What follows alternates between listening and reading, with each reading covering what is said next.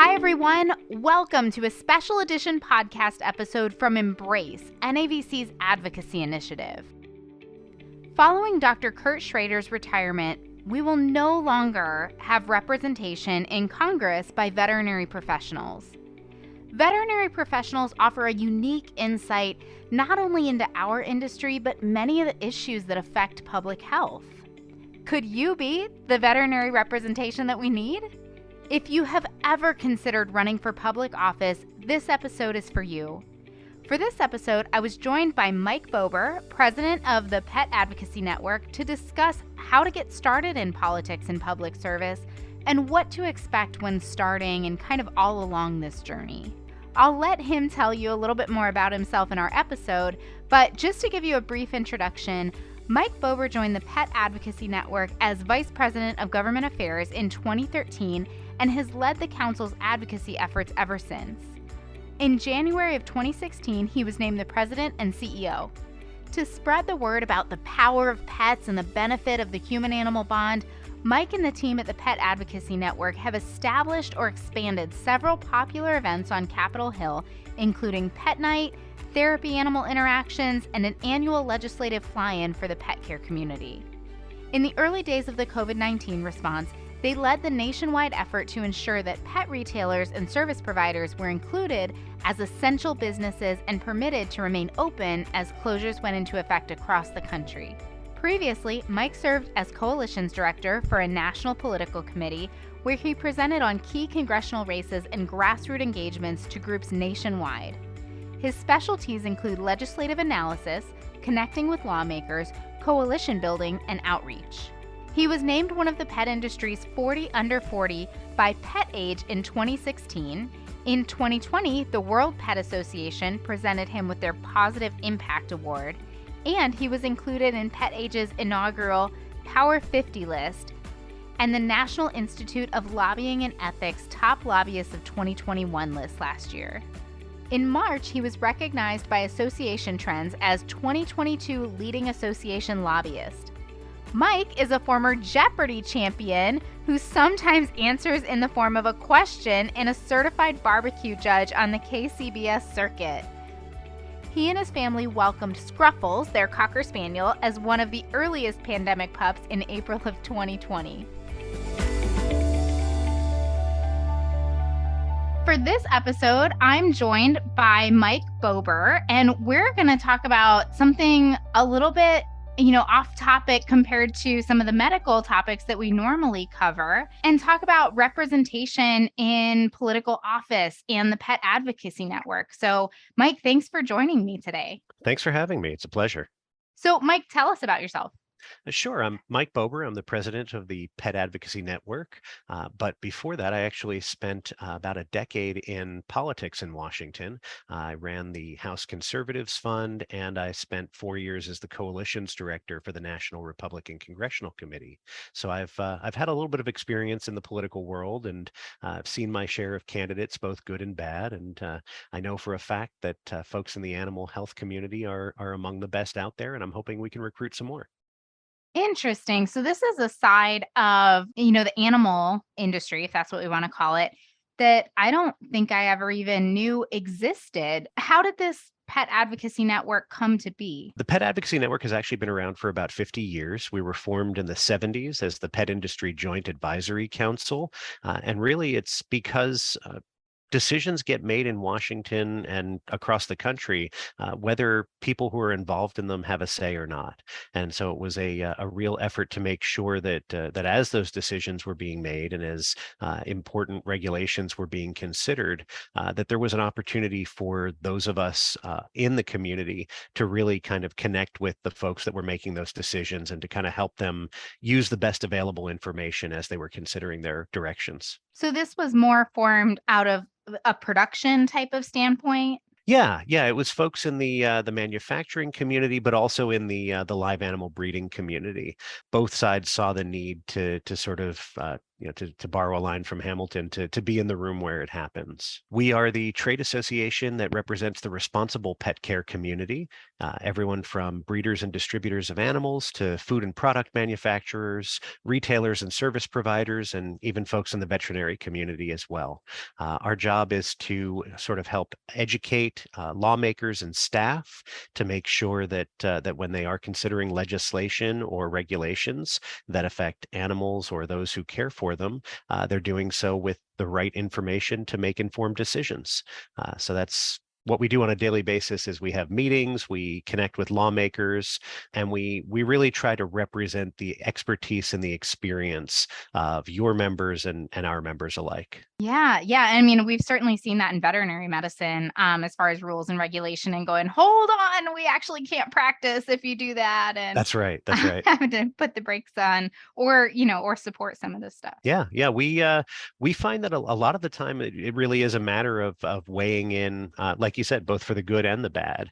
And sometimes it's just a matter of saying, I see what you're trying to do here, but let me offer you this little bit of information that may make you aware of an unintended consequence, that if it were to go through the way it is written right now, would have a huge impact on people that you never intended to touch. Being a part of the Pet Advocacy Network and having this unique perspective, you've also seen the impact of veterinarians and veterinary professionals in public office.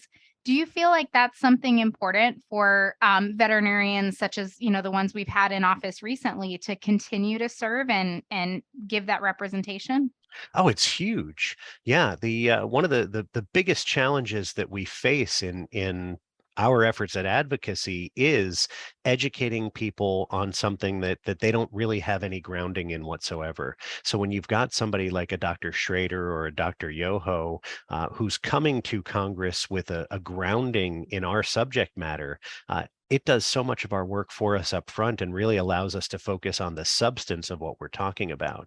We don't have to go through that sort of veterinary medicine 101 because they already understand it. Yeah, that makes a lot of sense. And, aside from that, just fundamental understanding of veterinary medicine, what kind of important and unique qualities do veterinary professionals bring to public office? One of the things I really like about working with really medical professionals in general, but certainly veterinarians, is that they tend to come from a background that involves working with the public on issues that are maybe a little bit esoteric or a little bit technical, but then finding ways to connect with them and to sort of bring them to a place where there's mutual understanding. It's something that I think a lot of the medical professionals in Congress have done well over the years that I've worked with. And again, it's something that really kind of makes them stand out among their peers. Yeah, I guess that makes a lot of sense of, having to build that trust with the people who you're working with and maintain it and deliver on what you're promising. Absolutely. And I should point out, it's not just veterinarians either. I mean, it's, like I said, Sure. anybody with a background in veterinary, the veterinary community at large, anyone who's dealing with these issues really does kind of come to us from a place and a perspective that allows us to kind of start from a very positive beginning with them. Absolutely. I'm thinking like communication and things like that too. Definitely. Thinking about serving in public office, this seems like kind of this intangible concept of, Hmm. yeah, Hmm. there are people who do that, but I am not that person. So, but of course, veterinarians have gone and done this and been very successful. So, what are some of the common experiences, qualifications, roles, things that people have done that individuals in public office have done when they're campaigning that have made them successful in getting into office, but also successful once they're there? Well, one of the things that I think really has been a benefit for folks in this space to get involved really is that sort of lengthy training process that got them where they are in their profession. It's the ability to kind of focus on one step after another and to really kind of go through a process that allows them to kind of really weigh out the steps that need to be taken. One of the things that we've seen is that a lot of the people who make the transition from from whatever their current profession is into elected office is some sort of involvement at the community level. And that can be in their local community, their hometown. It can also be in their professional community. A lot of folks come up through their trade association or their professional association. They get involved on their board of advisors there, or they get active in their local school board or their town council. Sometimes it's as simple as being a coach on a local sports team. These are things that really do kind of give people that taste for what it is to serve others, and also to put the time and the effort into building and successfully running a campaign. So are there any particular opportunities, roles that you recommend people who are interested in pursuing public office explore prior to running? Absolutely. And this applies to whether you're a veterinarian or a veterinary technician, or even if you're just somebody who works in animal care. The opportunities that are out there really are the same. And that is, look for organizations that you can commit your time and your service to, and don't just get involved on the surface level. Don't just become a dues paying member, but really kind of dig in. If you're somebody who's working in a community, think about what the opportunities are that are out there to engage the broader community. Start to attend city council meetings and hearings and things like that. Look for opportunities to get involved in local civic events and festivals. These are the ways that you really start to build not only a personal brand that's going to serve you well when you're campaigning, but also it helps you to kind of understand the needs and the wants of those around you, and to figure out how you can best serve. Yeah, and really to help build that foundation within yourself, that confidence that you are the right person for this job and where you're going and what your goals are. Oh, that's huge. I mean, it's not an easy thing to run for office. And so you really need to go into this committed to it, but also confident that no one can do it better than you. Because if you haven't convinced yourself, the odds that you're going to be able to convince the electorate are slim to none. That sounds really intimidating, but it makes sense. It is, and it speaks to just a little bit of that mindset of what you see when you see people on television who are your Explains elected so much. officials. Yeah. Exactly. No, every single one of them there is firmly convinced that there's no one who could do their job better than them. And you Sure. need that. You need that. Absolutely. Absolutely. I generally stay away from surgery. It's just I don't sleep well at night when I do surgery. Dentistry all day long, no surgery. And somebody was commenting on, let's just say surgeon's demeanor. And I Mhm. said, well, yeah, it makes sense because when you're in there, you don't want somebody who's going to say, oh, I think I should cut this. This looks like about the right area where it should be. You want somebody who looks at it and says, no, I'm right. This is what we're supposed to do. And is very confident in that regard. Yeah, I don't think I'd want to be involved in surgery by committee. No, exactly. Exactly. So it sounds kind of similar to what you're describing here. It is. It is. There's a real overlap there, and again, I think that's one of the reasons why, in my mind at least, folks in the veterinary care community really are so well suited to getting into the public office space in the first place. Like you said, this is a big undertaking, and you need to not only convince the public that you're the best person for the job, but it sounds like convince yourself as well. So, what are some of the core questions that you would suggest someone really explore before they decide to make a run for public office? Well, you're right. This isn't something you can do on a whim. This is something you really need to kind of commit to, and to sort of go through the process of understanding yourself and the circumstances before you jump into them. I mean, I think the first question really is just why, and the second question is why. And the third question is why, because you need to ask yourself over and over again. This is something that you need to have a rock solid answer for. Why do I want to do this? Is it because I want to see a lot of people saying my name?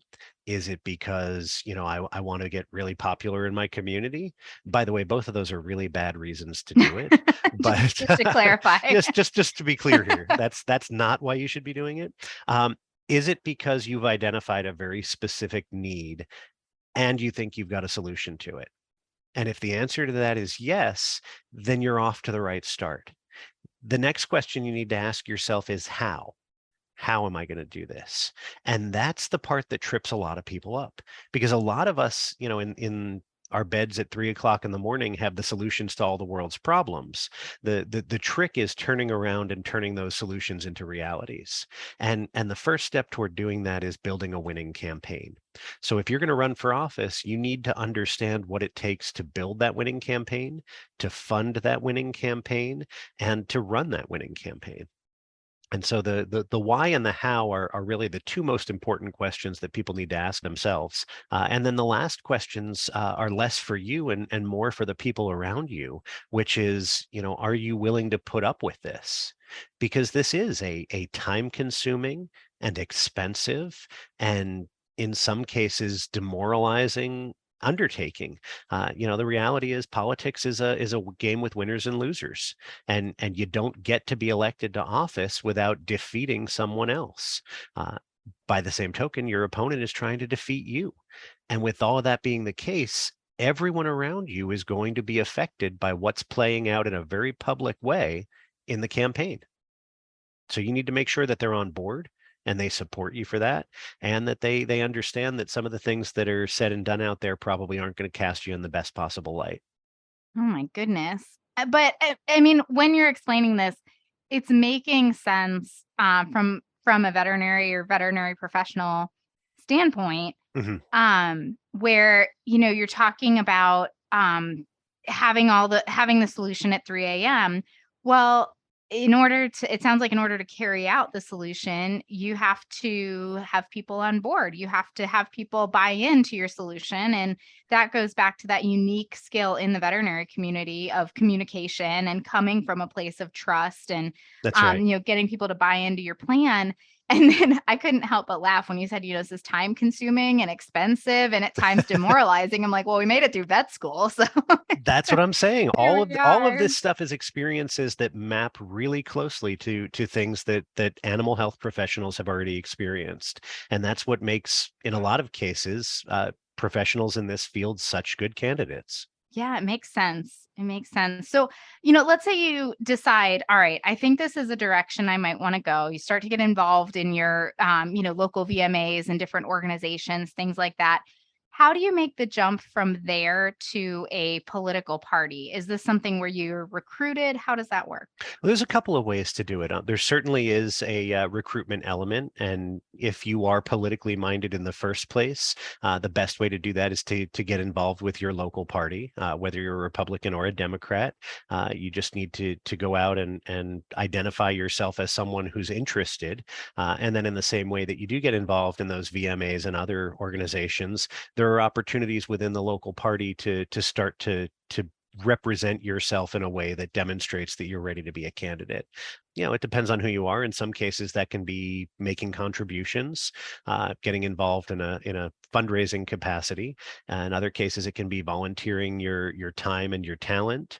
It can be showing people that you are an effective representative for the party, somebody who's willing to be a face and get out there in public and give comments and quotes that ideally help advance the aims of your party.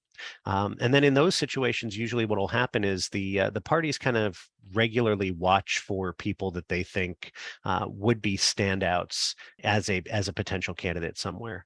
The alternative, though, is to go about it in a more independent way, and that's to decide that you're going to run for office no matter what, and look for opportunities to do so in a somewhat more nonpartisan field. Local politics generally is a pretty good way to start on a less partisan footing. And then if you do that and you get involved and you find that you've got some measure of success there, then it's highly likely that before too long, members from one or both parties are going to come calling and trying to convince you that you've got a future and it's with them. Interesting. So, what types of resources are available to someone who did decide that they want to continue to pursue political office to learn more about the legislative process or campaign funding, media coaching, all these things that would go into running a successful campaign? A lot of that material is out there these days, really just for anybody who's interested in looking into it. I think it's really never been easier for someone to understand the basics of the political process. But certainly, I think again, getting involved with the party committees is the easiest way to do that, and it's probably the most organized way to do that. They're gonna have candidate schools is one opportunity that committees usually run. Sometimes they'll go a little bit more aggressive and they'll call it a boot camp for people who are Oh interested gosh. in running. I know, right? And it really, again, it just reinforces that idea that you're making this very significant commitment, and that there's a pretty high bar expected of you.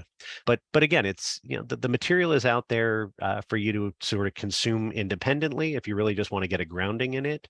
There's even some movies and television shows out there that do a pretty decent job of explaining what you can expect in the political process. Some do a really terrible job on the other side, but again, it's if you're interested, the information is out there, and there's no shortage of people who are ready to tell you exactly what you need to do to win. Whether they're right or not is another question. Sure, sure. It's and I'm again going back thinking like veterinary training, in the veterinary community and saying, you can read about it in a book all day long. All the information is out there and readily available, but it doesn't measure up to doing it and being involved in the different, in our case, in veterinary cases, but in this case, in different organizations and with Yeah. different people getting your not hands dirty. That's a terrible Well, thing yeah, to say in that's this one, but I mean, it's you're right. It's the difference between theory and practice. It's the old Mike Tyson quote, everybody has a plan before they get punched in the mouth. yes, that's a great quote. I Yeah. really like that quote. So this sounds really interesting, still really intimidating. So, and I think part of that is because I would imagine that there's some potential downsides associated. So, what types of downsides could we see in running for public office? Well, I mean, on the one hand, I think the obvious one is this is not something for someone with a fragile ego. If you need people to tell you how much they love you, and if you need people to tell you you're the best over and over again, politics probably isn't the way for you to get that. Certainly successful politicians will have no shortage of people around them to say and do exactly that. But getting there really is a process of just kind of getting yourself kicked in the stomach over and over again by the people who are trying to make it into the same office that you're running for, by people that are out there who have no connection to you other than the fact that they know that you're running and they disagree with your politics. So certainly there's that downside that needs to be taken into account. There's the cost. To run a successful campaign really does carry a cost, especially these days when the idea of 6 and 7 figure political campaigns is more the rule and less the exception. You need to go into this prepared to either spend your money or large amounts of other people's money, and the outcome isn't guaranteed. The other thing is you need to have a thick skin. And you need to be prepared for that possibility that something that you thought nobody would ever hear about in your background will come to light. And in fact, that's one of the things that the political parties at the national level really try to prepare people for, is the idea that no matter how insignificant something is in your background, or no matter how insignificant you think something is in your background, there are people whose job it is to find that information and figure out a way to use it to cast you in a negative light. That is an entire subclass of political operatives out there. So you need to prepare for that. You need to have done your sort of due diligence of investigating yourself, and you need to be prepared to respond to things when, not if, they come out. That's probably the thing that I've seen most often trip up a candidate, is they just aren't prepared to talk about something that may not even be an issue if they're talking about it honestly and directly, but it's when they decide that they're going to try to dodge it, or they're going to dismiss it as a non-issue, that suddenly it just kind of grows and metastasizes and becomes something that they can't possibly get away from. Have I watched enough political dramas and stuff like that? Is that called opposition research? That's right. That's All exactly right. right. Yes. I learned And something from it is a very it is a very active element of a lot of political campaigns. goodness, something that I can't even wrap my head around. But like you said, it's important that if you feel like you're the right person for the job and you can really solve some of these issues, to be prepared for so that you can get to that eventual goal. That's right. That's right. Well, Mike, this has been really interesting. I have to say, something I have not spent a lot of time thinking about, and, it really gets your wheels turning about a whole nother opportunity in veterinary medicine. So thank you for joining me. Are there any final thoughts you want to share? Yeah, I just want to wrap it up by saying that, we've talked about a lot of the downsides and the things you need to prepare for, but the reality is public service is still such an important and a good and a positive thing. And it really is a way to make such a significant impact on the world around us that I can't encourage it enough to people who are doing it for the right reasons and who are coming at it with the purest of intentions. If you're in an animal health profession and you have that inkling of an idea that you might want to serve, we need you. Because again, we don't have anyone right now at that level in Washington who comes from an animal health background. Dr. Schrader will be leaving Congress at the end of this session, and at that point, we will not have anyone in an elected capacity in Washington who comes from the animal health community. So again, it's it's tough, and yes, you need to be ready, and you need to go in with your eyes open. But I want to make it very clear, it is worth it. And we need you and we want you there. And there are people like me out there that are happy to help you do what you can to succeed. Just, be prepared to take those steps. Awesome, Mike. Well, thank you again. It's been great talking to you. You as well. Thanks a lot. Well, what do you think? Could you be the next representation that we need in Congress? Regardless of what the answer to that question is, I want to say a big thank you to Mike Bober for joining us. Thank you to Embrace for being a part of this podcast. As a community, we need your voice to be heard so that together we can make a difference. For more episodes like this, click on the Education tab on the Vetfolio website. As always, we'd love to hear your input on this episode, as well as ideas for topics you'd like to hear from us in the future. Feel free to reach out to me at dvm@vetfolio.com. You can also visit my Facebook page at Dr. Cassi DVM, and you can find me on LinkedIn. And remember, if one animal is better off because of you today, it's a great day.